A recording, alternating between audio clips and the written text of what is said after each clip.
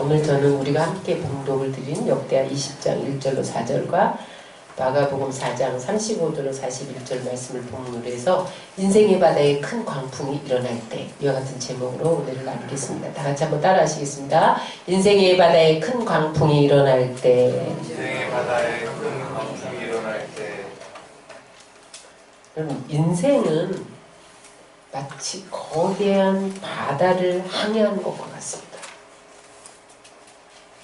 그래서 바다는요 끊임없이 물결이 출렁거려요. 파도가 몰려오고 한때는 큰 풍랑이 몰려오기도 하고 그렇습니다. 그래서 바다는요 항상 예기치 못한 바람이 불어와요. 마찬가지로 여러분 우리의 인생을 고해다 그럽니다. 고해. 고난의 바다라는 거예요. 우리 인생이. 왜 그러냐? 우리 인생의 바다에도 예기치 않은 고난의 풍랑이 다가와요. 그래서 전혀 예고 없이 다가오기 때문에 우리가 허우적될 수가 있는 거죠. 풍랑이 내가 간다 예고하고 오면 미리 대비할 텐데 풍랑은 예고하지 않고 옵니다. 여러분 지금 우리에게 경제 위기라는 풍랑이 다가오고 그 다음에 전쟁이라는 그런 안보 위기의 풍랑이 다가오고 또 개인적으로는 여러 가지 사고, 질병, 사업, 가정 그런 것들의 풍랑이 이르면서 우리 안에 우리에게 두려움을 가져다 주는 그런 상황을 맞이할 수가 있어요. 여러분 이 풍랑은 개인에게만 몰려오는 게 아니라 국가에도 몰려옵니다. 국가에 광풍이 불면요 개인의 삶은 덩 따라서 어려워지는 거예요. 그래서 이거는 개인에게 다가오는 풍랑보다 훨씬 더 위험하고 훨씬 더 해결하기 어려운 그러한 풍랑입니다. 지금 여러분 우리나라에 지금 이 일본의 수출 규제, 중일 무역전쟁, 환율전쟁 그런 것으로 지금 경제에 큰 풍랑이 일고 있어요. 여러분들이 지금 피부로 못 느껴서 그런데 북한이 계속 미사일 쏘아대잖아요. 미국하고 대화를 하고 우리가 중개 역할을 하고 다 소용없잖아요. 북한은요 배후가 공산주의의 영 마기고 그 공산주의의 영 저 위에는 또 누가 있냐? 적그리스도 영이 있어요. 그래서 여러분 귀신 사단은요 언제 변할지 모르는 거예요. 미국하고 한참 대화할 때 사람들이 잘 될 것이다 잘 될 것이다 막 그랬잖아요. 근데 저는 저 귀신이 언제 바꿀지 모르는데 이걸 염려했어요. 근데 아니나 다를까 계속 연일 쏘아대잖아요. 지소미아가 파기된 지소미아가 뭐냐면 한일 군사 정보 보호 협정이에요. 북한을 막기 위해서 일본과 한국이 정보를 서로 제공하는 거예요. 그런 협정을 맺었는데 요번에 갑자기 지소미아를 파기시켰잖아요. 이게 뭐예요? 북한이 일본 너희들을 쏠 수도 있다.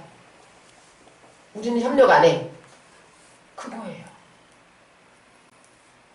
그래서 여러분 안보의 풍랑, 안보 위기의 풍랑이 부니까 지금 민생 위기의 풍랑이 각 백성들에게 불어닥쳤어요. 개인에게 풍랑일 수 있고요. 국가의 풍랑일 수 있고요. 그 다음에 믿지 않는 자에게만 풍랑이 오는 게 아니라 믿는 우리에게도 풍랑이 온다는 사실이에요. 그런데 우리가 믿지 않는 자와 믿는 자가 당하는 풍랑은 양상이 달라요.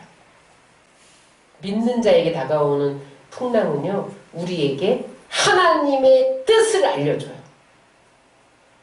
그리고 영적으로 성숙해 만들어요. 그래서 오히려 그 풍랑이 축복이 되도록 은혜가 되도록 바꿔주세요. 여러분 이 세상에서 개인적으로 가장 어려운 풍랑을 만난 게 욥일 거예요. 아이고 우리나라 같아. 꼭 우리나라 같아. 욥의 고난을 보니까 보세요. 그 사람이 얼마나 잘 믿었는지, 응? 동방의 의인이라고 그러고 사단 앞에서 하나님이 이렇게 믿음이 순전한 자를 본 적이 없다 이렇게 칭찬했거든요. 그런 사람에게도 풍랑이 왔다는 거예요. 어떤 풍랑이 왔어요? 어느 날 재산이 하루아침에 다 날라가. 뭐예요? 오늘날 말하면 부도가 난 거예요. 사업이 실패한 거예요. 경제적인 풍랑이죠. 자식들이 한날에 한 집에서 다 압사당해 죽어. 죽음의 풍랑이 오는 거예요. 그 다음에 와이프는 그런 하나님 계속 믿을 거야? 그 하나님 욕하고 죽어라! 그러고 자기 떠났어요. 가정의 풍랑이 일었어. 친구들은 무슨 죄가 있어서 너 회개해. 그러면서 비난하기 시작했어요. 인간관계에 풍랑이 왔어요. 여러분 하나도 마음 의지할 곳이 없어요. 온통 큰 광풍을 만났어요. 그러나 여러분 욥이 그 광풍을 만났을 때 중요한 것은 뭐냐면 그가 입술로 범죄치 않았다는 거예요.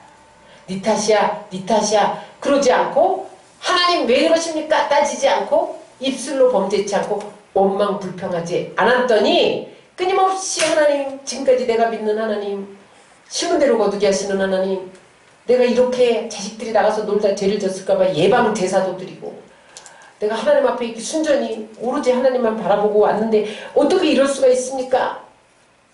그렇게 따진 것이 아니라 하나님, 지금까지 내가 만난 하나님 말고 하나님은 어떤 분이세요? 지금까지 내가 만난 하나님 말고 또 다른 하나님 어떤 분이세요? 이걸 계속 질문한 거예요. 그랬더니 나중에 하나님이 너는 인과응보의 하나님만 믿느냐? 그렇지 않다. 나는 주권대로 행하시는 하나님. 내 마음대로 하는 거야. 그걸 깨달았어요. 그래서 나중에 뭐라고 고백을 합니까? 내가 지금까지는 주님을 귀로만 들었다는 거야. 그런데 내가 이 고난을 통과한 후에 확실히 주님을 눈으로 배웠나이다. 영적으로 성숙해진 거죠. 한 단계 업그레이드 된 거죠. 연단되어진 거죠. 그랬더니 하나님이 그렇게 연단시키로 그릇이 준비되니까 갑절로 복을 부어준 것을 믿으시기 바랍니다. 고난을 통해서 하나님이 믿는 자에게는요 연단하는 거예요. 그릇 준비시키는 거예요. 그릇이 준비될 때까지 하나님이 고난을 주시는 건데 왜 그릇을 준비시키느냐?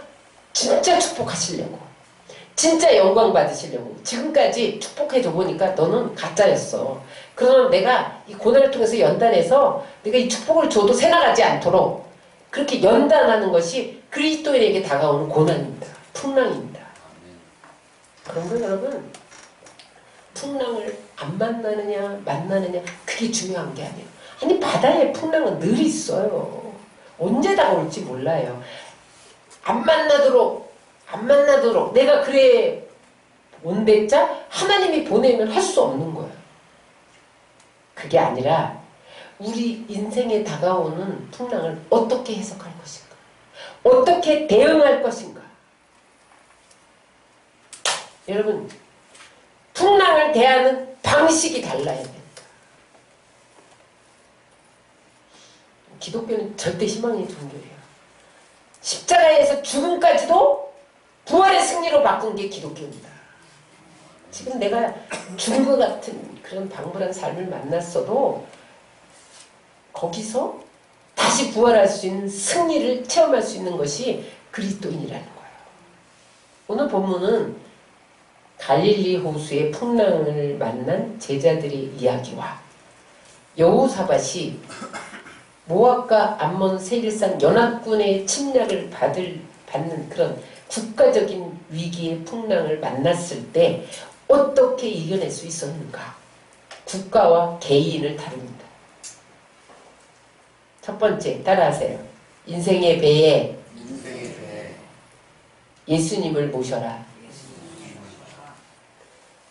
오늘 본문을 보면 예수님이 하루 종일 귀신을 쫓아내고 병든 자들을 고치고 그러면서 너무 바쁘시고 피곤하셨어요. 날이 저무니까 우리 갈릴리 건너편으로 가자 제자들과 함께 배를 타고 갈릴리 건너편을 향해 가고 있었어요. 그런데 얼마 가지 않아서 풍랑을 만난 거예요. 광풍이 갈릴리 호수에 엄습했어요. 그랬더니 그 광풍이 엄습하니까 큰 물결이 막 배에 부딪히면서 배 안에 물이 가득 차게 됐어요. 중요한 게 있어요. 그때에 이 배에 누가 타고 계셨느냐는 거예요. 누가 타고 계셨어요?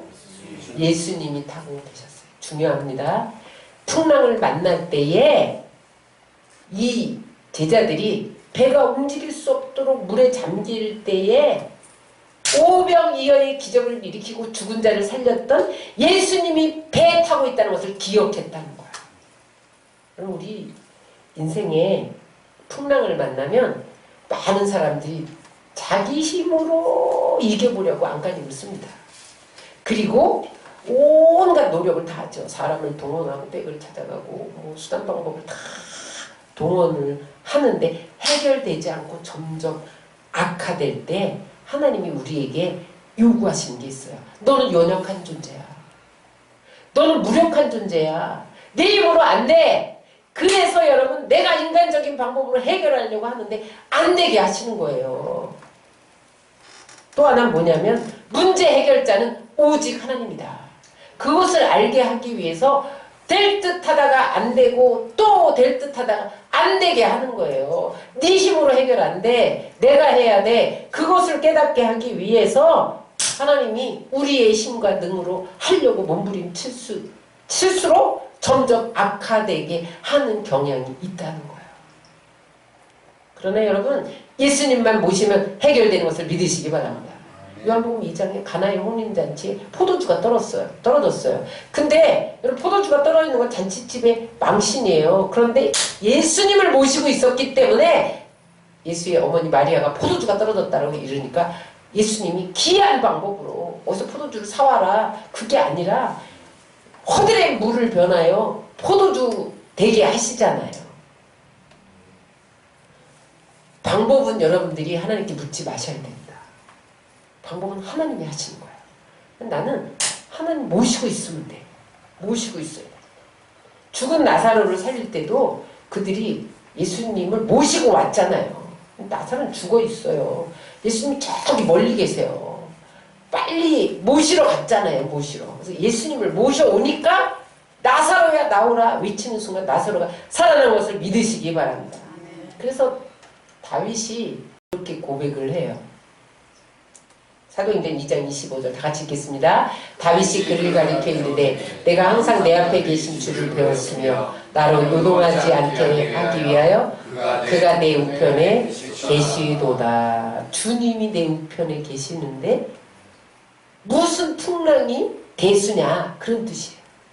주님만 모시면요 염려할 것 없다는 거예요. 왜냐하면 천지만물을 지으신 하나님, 죽은 자를 살리신 하나님, 없는 것을 있게 하시는 능력이 하나님께 있는 거예요. 우리는요, 우리 손에 뭐가 없으면 벌벌 떨잖아요. 근데 모든 것을 다 가지고 계신 예수님이 계시잖아요. 응? 그분은 능치 못할 일이 없는데 무슨 풍랑이 대수겠어요. 그래서 다윗은 응? 내 우편에 주님이 계신데 무슨 걱정이 있는가 그렇게 고백했던 것을 볼 수가 있어요. 중요한 것은요, 예수님을 모시되 여러분 삶의 중심에 예수님을 모셔야 됩니다. 여러분들의 가장 중요한 자리에 예수님을 모셔야 돼요. 예수님을 왕으로 모셔야 돼요. 그게 뭐냐? 여러분들 시간 다 쓰고 나는 너무 세상 일로 바빠 그래서 시간 남으면 예배드리고 짜투리 시간 예배드리는 거는요 예수님을 가장 중요한 자리에 모시는 게 아니에요. 하나님 앞에 드릴 때도 내 쓸 거 다 쓰고 예수님께 드리는 것은 거린 동냥하듯이 한 푼 던지는 것은 예수님을 쓰레기통에 모시는 거예요. 여러분들 삶의 중심이 항상 우선순위가 예수님이 돼야 됩니다. 그게 예수님을 모시는 삶이에요. 그런데 내가 예수님을 왕으로 모시지 않고 왕의 자리에 내가 있어. 그건 뭐예요?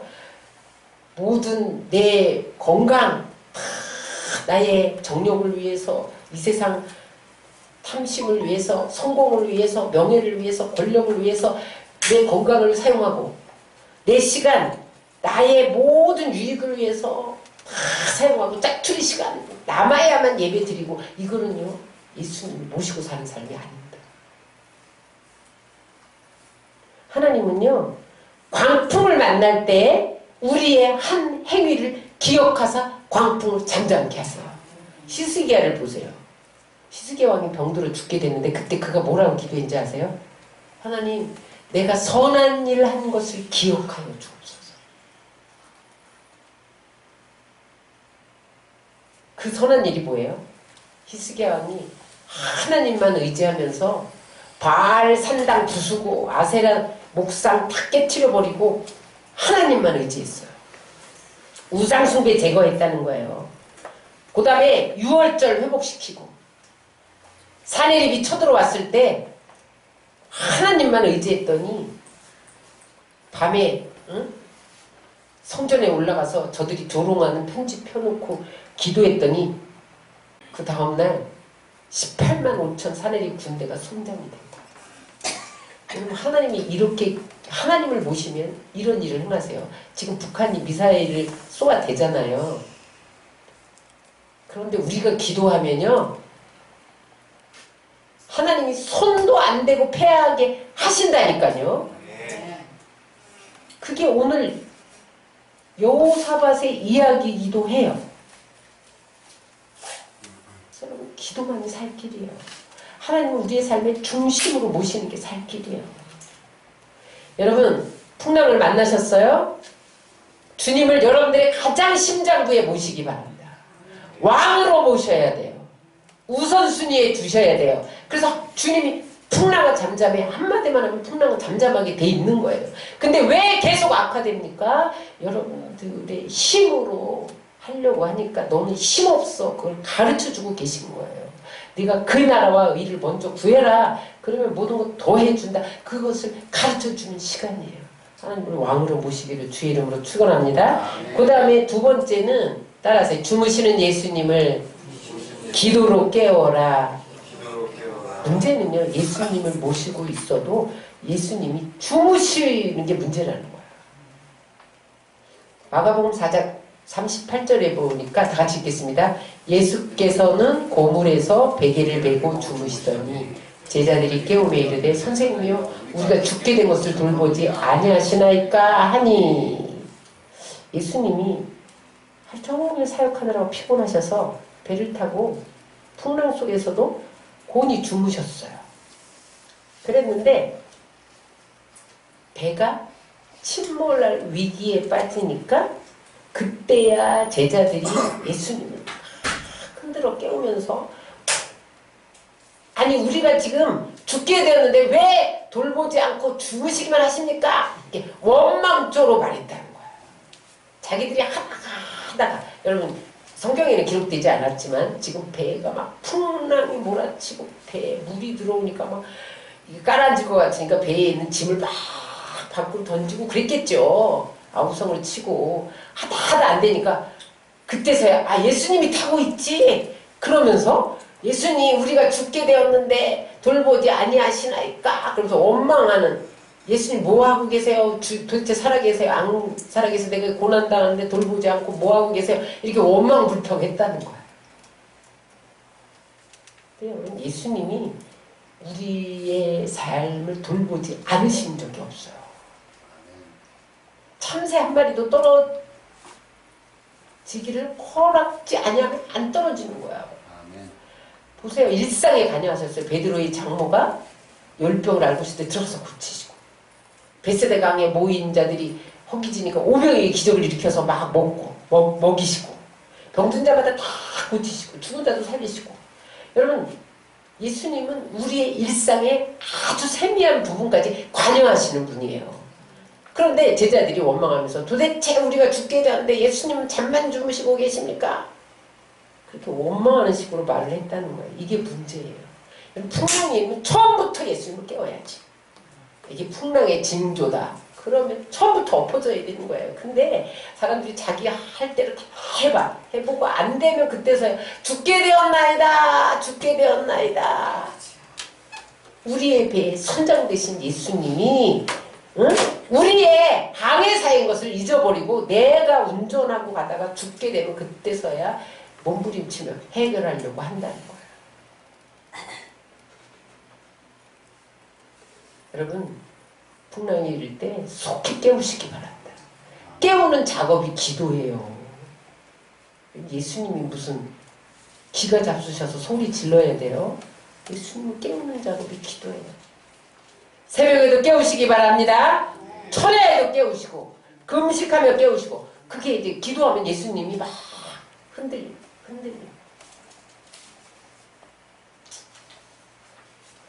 여러분 이사야 62장 7절에 보면 하나님이 쉬지 못하시게 하는 방법이 뭐냐면 기도를 하는 거예요.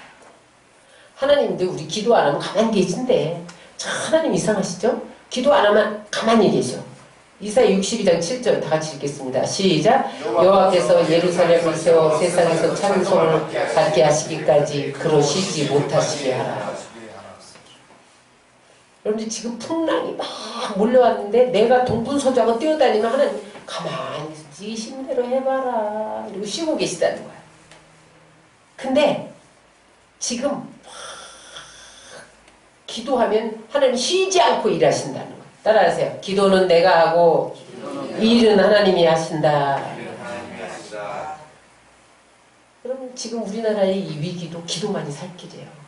오늘 본문에서 읽었는데 모압과 암몬과 세일산 주민들이 연합해서 유다를 쳐들어온 거예요. 그때 왕이 여호사밧이었는데 백성들이 저기 지금 많은 무리들이 쳐들어와 있다는 거예요. 그때 여호사밧이 우리도 전쟁 준비하고 나가자!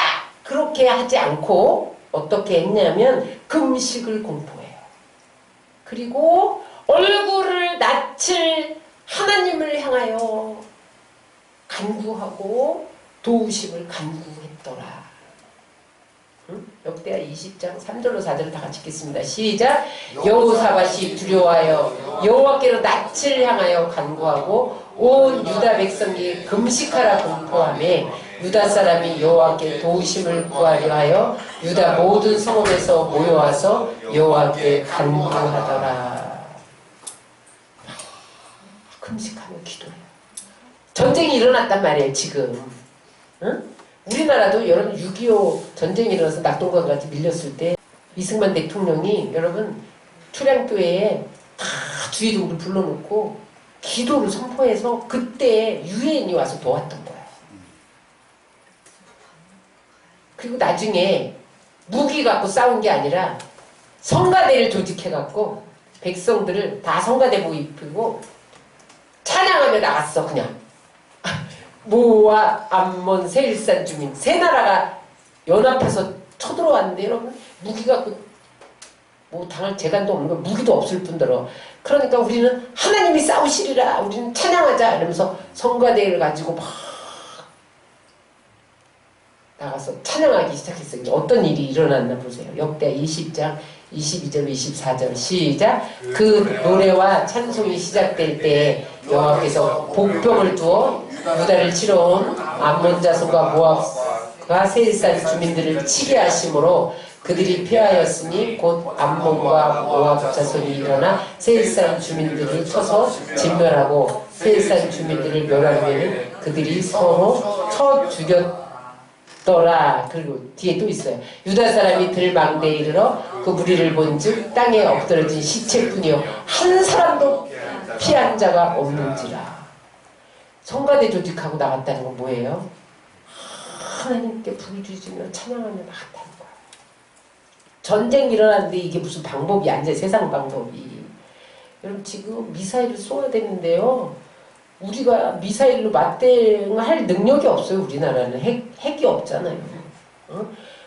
뭐 해야 돼요? 이 백성들이 일어나서 예배하고 부르짖고 광장에 모여서 부르짖고 기도하고 금식하면요 이기게 되는 것을 믿으시기 바랍니다. 자중지난이 일어났다는 거예요. 지네끼리 차고 서로 치다가 죽었다는 거예요. 성경에 이런 자중지난을 많이 사용하십니다. 저는 북한이 멸망할 때 반드시 자중지난이 일어나리라고 믿어요. 다른 방법이 없어요. 북한은 심판하는 방법이 자중지난입니다. 뭐 미국이 거기다가 뭐 핵을 쏘겠어요. 그러지 않을 거예요. 그 안에서 무슨 내란이 일어나는지 쿠데타가 일어나서 김정은을 죽이든지 할 거예요. 자중진환이 일어난다. 하나님의 방법은 늘 자중진환이었어요.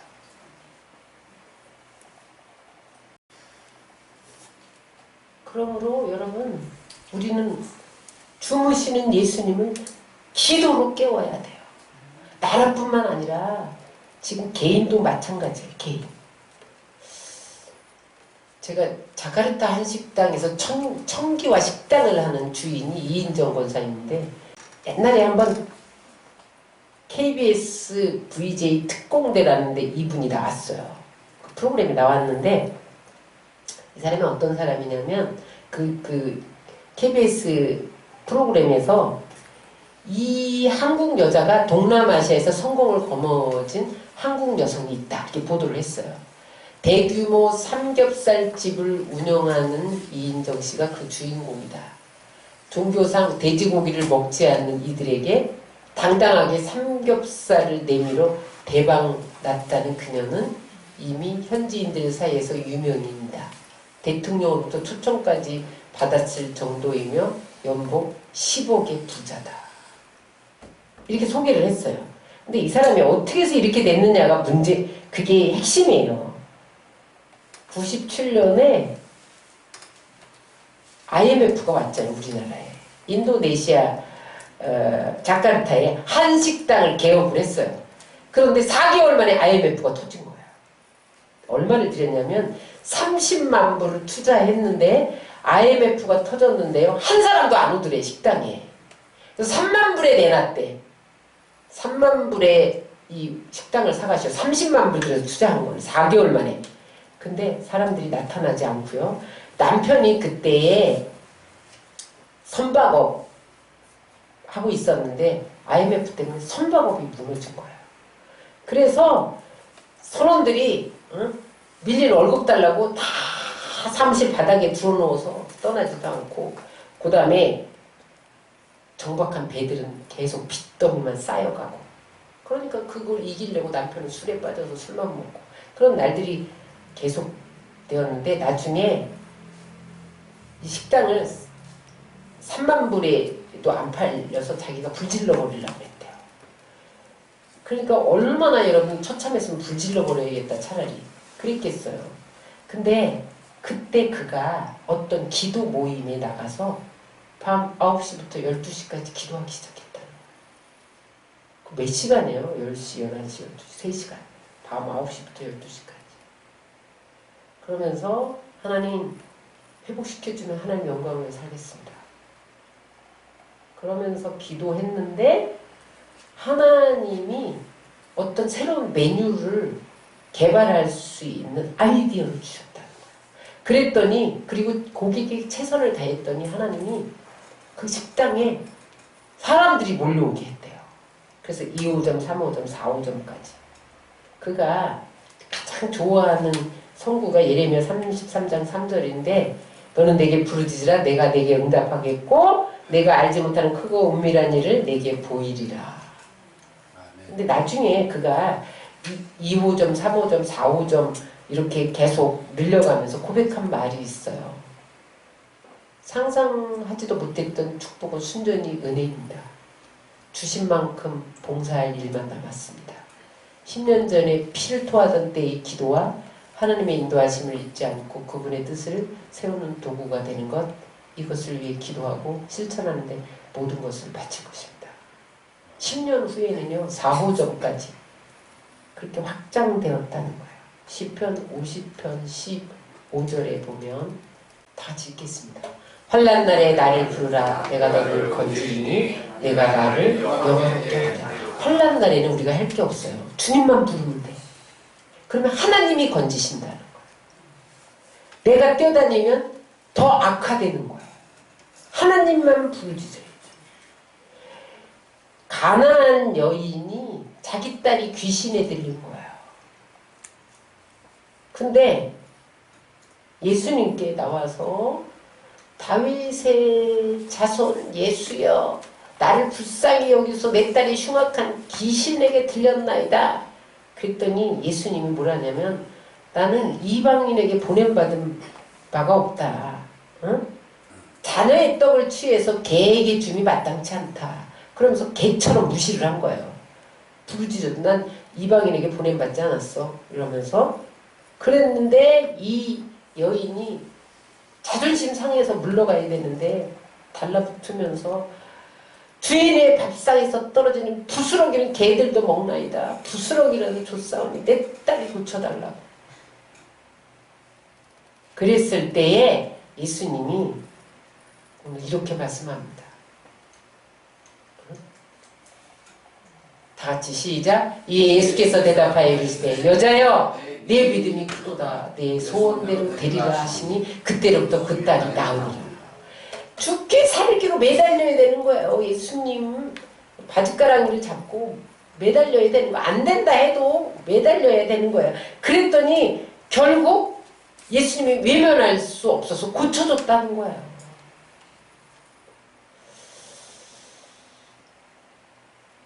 여러분, 우리의 삶에 큰 풍랑이 일 때 따라서 배의 노를 부지런히 짓는 것보다 기도의 노를 부지런히 지어라. 기도의 노를 부지런히 무슨 저어라. 풍랑이 일면 피해 보려고 막 배의 노를 저어요. 내 힘으로 어떻게 피해 보려고. 기도의 노를 저어야 돼.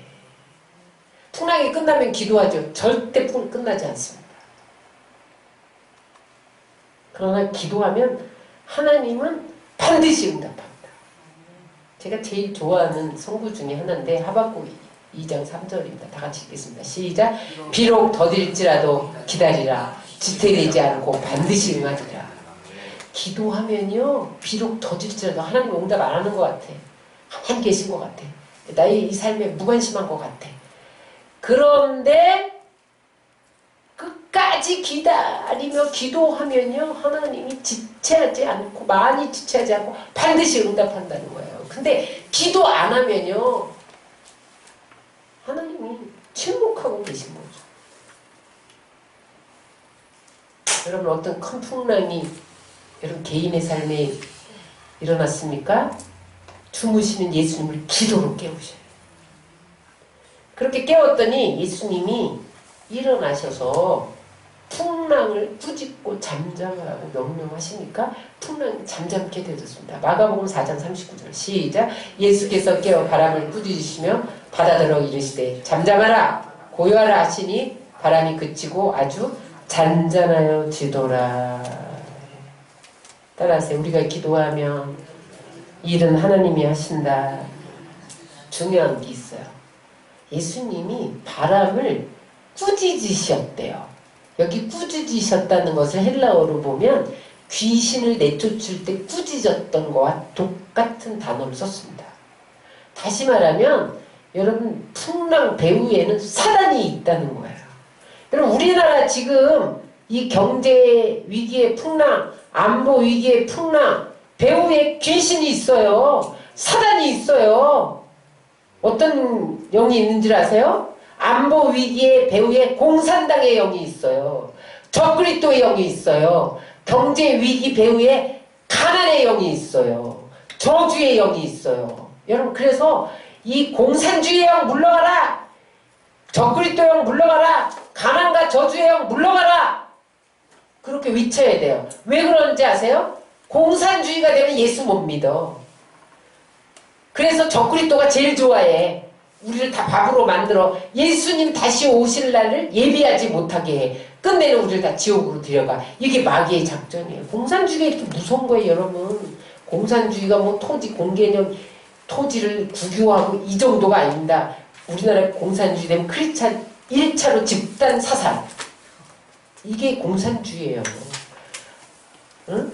김일성 주체 사상 위에는 다른 신을 섬기면 안 돼. 이게 공산주의입니다, 여러분. 북한이 핵미사일을 쏘아대는 배우는 공산주의의 영이에요. 꾸짖어서 내어 쫓아야 돼요. 풍랑이 있는데 예수님이 귀신을 쫓듯이 꾸짖으셨다는 거예요.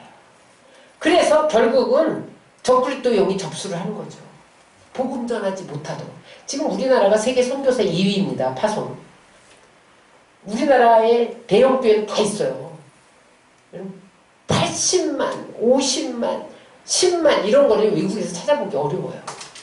하나님 우리나라를 쓰시려고 70년 동안 교회들을 일으켰더니 교회가 성장하면서 경제도 같이 성장했어요. 교회가 여러분 일어나면 그 나라는 다 잘 살게 돼요. 미국이 왜 저렇게 잘 살아요?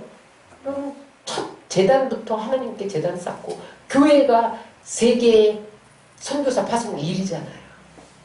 그들은요 그냥 교회에 기부하고 헌납하는 게 생활이에요. 생활.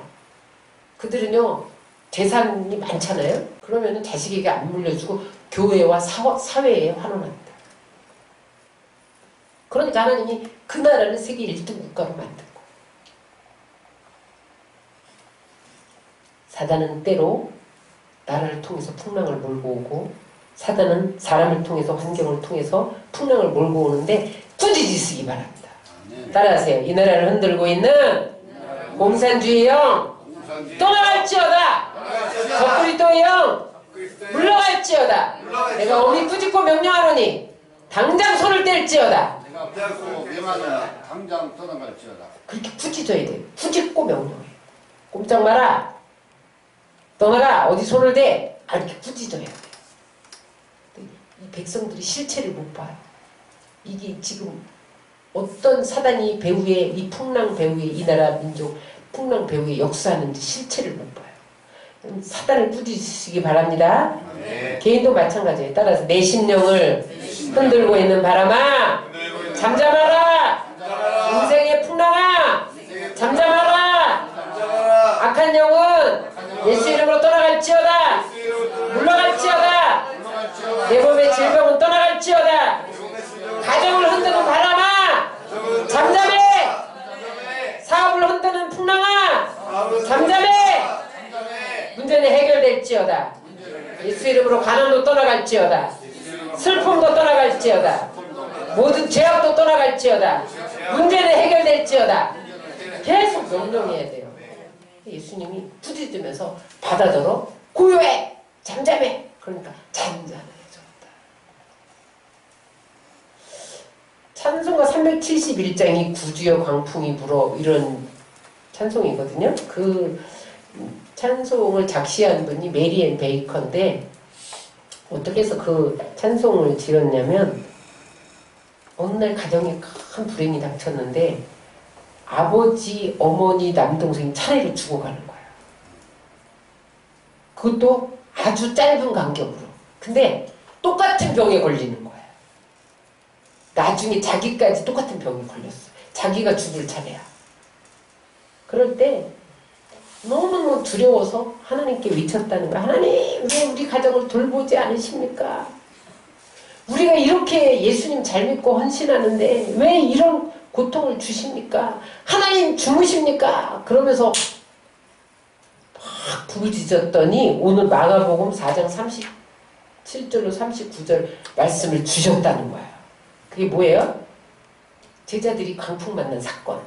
그걸 주셨다는 거야. 그래서 그가 예수님을 깨우면 잔잔해 한번 명령하면 그냥 이 문제는 해결될 거구나. 그런 믿음이 들어와서 막 시를 썼는데 찬송시를 썼는데 그게 37장의 구주여 광풍이 불어. 그냥 1절만 한번 하겠습니다 하고 이렇게 시를 썼다는 거예요.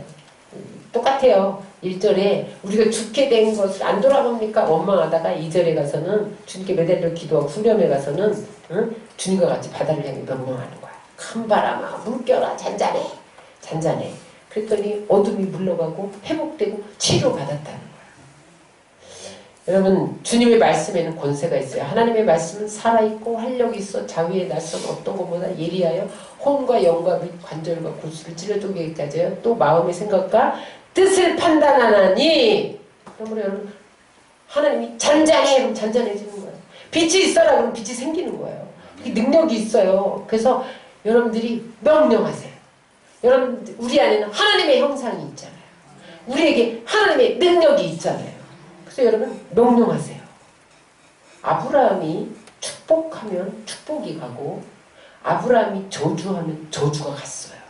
왜냐하면 그 말에 하나님이 능력을 실어준 거예요. 그래서 여러분들이 명령해야 됩니다. 사단을 향해 물러가라고 명령하고 풍랑을 잠잠하라고 명령하고 축복 있을지어다 명령하고 믿음을 가지고 선포하면 믿음의 고백대로 되는 것을 믿으시기 바랍니다. 마지막으로 네 번째, 풍랑이 어떻게 해서 해결됐느냐. 따라하세요. 믿음으로 승리하라. 40절 다 같이 읽겠습니다. 이에 제자들에게 이르시되 어찌하여 이렇게 무서워하느냐. 너희가 어찌 믿음이 없느냐. 예수님께서 풍랑을 잠잠케 하신 다음에 제자들을 꾸짖으세요. 응? 내가 너와 함께 있는데 왜 두려워하느냐는 거야. 나만 믿으면 되는데. 우리는 예수님을 못 믿기 때문에 두려운 거예요. 불안한 거예요. 난 믿어. 근데 여러분 불안 있고 두려움 있는 건 못 믿는 거예요. 이스라엘 백성들이 출애굽하다가 홍해 앞에 이르렀을 때 그들이 뒤에 애국 군대가 쫓아오고 앞에는 홍해가 넘실거리고 뒤로 물러갈 수도 없고 앞으로 갈 수도 없는 진퇴양난을 만났을 때 모세를 원망하면서 우리가 매장지가 없어서 여기다 매장하려고 우리 이 수장하려고 하니까 이 바다에 묻으려고 우리 데리고 나왔느냐 이 광야에서 죽게 하느냐 이렇게 명령 막 원망했어요. 그랬을 때에 모세가 믿음의 고백을 합니다. 어떤 고백을 하냐. 이 믿음의 고백대로 됐어요. 다 같이 읽겠습니다. 모세가 백성에게 이르되 너희는 두려워하지 말고 가만히 서서 야훼께서 오늘 너희를 위하여 행하시는 구원을 보라. 너희가 오늘 본 애굽 사람을 영원히 다시 보지 아니하리라. 야훼께서 너희를 위하여 싸우시니 너희는 가만히 있을지니라. 그랬더니 가만히 있었더니 홍해가 갈라지고 애굽 군대는 수장되어지고 육지처럼 바다를 걷게 된 것을 믿으시기 바랍니다. 오늘 어찌하여 무서워하느냐 어찌 믿음이 없느냐 이걸 다른 사본에 보니까 아직도 믿음이 없느냐 어찌 아직도가 뭐냐면 지금까지 너희들이 나와 함께 공생애 3년 반 동안 기적이 일어나고 풍랑이 잠잠해지고 오병이의 기적이 일어나고 죽은 나사로가 살아나고 온갖 기적을 다 보았는데도 믿음이 없어 문제 앞에서 두려워하느냐 그런 뜻이에요. 여러분 지금까지 20년 30년 10년 예수님 믿었을 때 여러분들에게 많은 체험이 있었을 거예요. 아 여기서 죽는구나 그랬을 때 하나님 건지신 것. 아 여기서 망하는구나 그랬을 때 살리신 것. 그런 것을 다 아는데도 풍랑이 또 오니까 다 잊어버리고 벌벌벌 떨고 있는 것은 믿음이 없는 거다. 따라서 인생의 풍랑과 싸워 이기는 비결 믿음의 사람이 되는 거다. 믿음의 사람이 되는 것. 한 가지 예와 여러분들과 나누고 우리 말씀을 마치겠습니다. 꿈꾸는 자의 무한도전이라는 책이 신인식 목사님이 장애인이에요. 눈을 못 봐요. 4세 때 시력을 잃었어요. 근데 자기가 중학교 3학년 되면서 난 이 다음에 커서 장애인들을 돕는 장애인들에게 복음을 전하는 그러한 목사가 돼야겠다. 꿈을 꿨어요. 근데 여러분 한치의 앞을 못 보는데 얼마나 고난이 많았겠어요. 눈 뜨고도 우리는 고난이 많잖아요. 눈 감은 사람은 얼마나 더 고난이 많겠어요. 근데 나중에 그가 무수한 고난을 이겨내고 믿음으로 고백한 말이 뭐냐면 한치 앞도 보이지 않는 안개 속을 거닐고 있는가 별거 아니다. 아무리 짙은 안개라도 담으면 물 한 컵에 불과하다. 안개 아무리 짙어도 다 담으면 물 한 컵에 불과하다는 거예요. 별거 아니다 그거예요. 근데 이 고백이 나올 때까지 어떻게 살았느냐 앞을 볼 수 없으니까요. 누가 안 써주는 거예요. 일을 안 시켜주는 거예요. 직장을 구할 수가 없는 거예요. 그래서 고등학교 2학년 때부터 신문 배달을 시작했는데 자기가 아무것도 할 게 없으니까 이제 신문사에 가서 나 좀 신문 배달 좀 시켜달라고 그랬더니 그 신문사에서 뭐라 그러냐면 살다 별일을 다 봤네. 안 못 푸는 사람이 어떻게 신문 배달을 한다는 거냐. 맞죠? 근데도 포기하지 않고 계속 월급 안 받을 테니까 신문 배달만 시켜달라고. 매달렸던 거예요. 그래서 최초로 시각장애인 신문 배달원이 돼요. 맨 처음에 배달 집이 150 가구를 배달시켰는데 맨 처음에는 총무가 이 집 이렇게 인도하고 이렇게 인도하고 이거 이렇게 뭐지 뭐 지팡이 막 이렇게 치면서 익힌 거예요. 이렇게. 그다음에 이제 두 번째, 세 번째는 총무가 뒤에 아주 착한 척하면서 찾아가나 보고 이래서 150집을 맡겨 줬는데요. 한 집도 안 틀리고 매일 150집을 다 배달을 했대요. 나중에 인정받아갖고 고등학교 때는 그렇게 아르바이트하고 고등학교 졸업한 후에 사랑의 메아리 그런 테이프 잡지도 창간하고요. 종달새 전화 도서관 그게 매일 5,000명 이상의 사람들이 이용하는 거야. 종달새 도서관 이런 것들을 이렇게 만들어서 사람들에게 이용할 수 있도록 그렇게 하나님이 축복해 주셨다는 거야. 나중에 두 자녀가 중학교 때 스스로 미국으로 미국 가서 학비 벌어가며 알바 공부하며 UCLA를 졸업해요. 나중에 지금 다 그 독감으로 자녀들이 그렇게 성장을 했어요. 하나님께서 축복해 주셨다는 거예요. 그래서 그가 꿈꾸는 자의 무한도전 이런 책을 썼는데 저 책 읽어보면 장애인인데 시각장애인인데 믿음을 포기하지 않고 계속 도전했더니 하나님이 길을 열어주시더라고요. 저는 저 책을 읽으면서 부끄러웠어요. 난 눈이 멀쩡하게 뜨고 있는데 이게 뭐냐. 어? 조금만 힘들으면 안 하고 안 되고 핑계대고. 여러분 우리의 인생의 바다에 풍랑은 항상 다가옵니다. 그런데 예수님을 모시고 있어야 풍랑이 잠잠해져요. 나 예수님 믿는데 그건 모신 게 아니야. 여러분 삶의 가장 중심부에 예수님을 모셔야 돼요. 가장 우선순위가 예수님이 돼야 돼요. 예배드리고 기도하고 나 다 쓰고 난 후에 동전 한 입